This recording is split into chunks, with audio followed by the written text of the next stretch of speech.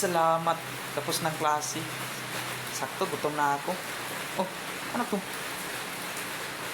Pitaka? Ano kaya laman ito? Ah, may ID. Ano naman ito?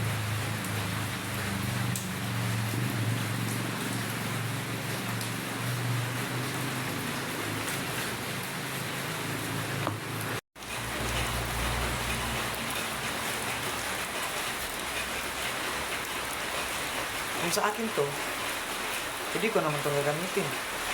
Bibilin ko ang gusto ko na sapatos. Tsaka bagong damit.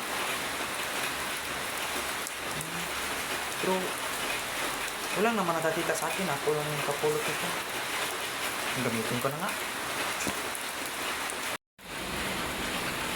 Kaya nga pala. Hindi naman to sa akin ah.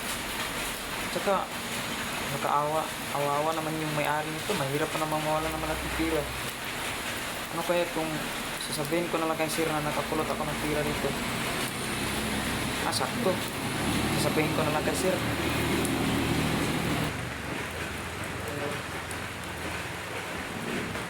Sir, may sasabihin sana ako sa iyo. Nakapulot kasi ako ng pitaka na may lamang pira at ID, sir.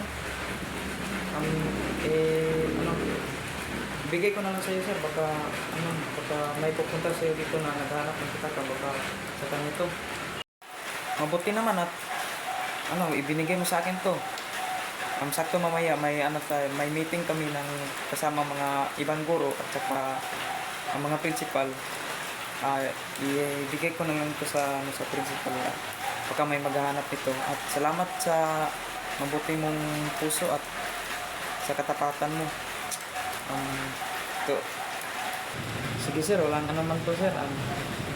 May batas naman tayo sa Panginoon at sa tao, no? Mahirap masama ang magsisinungaling, di ba sir?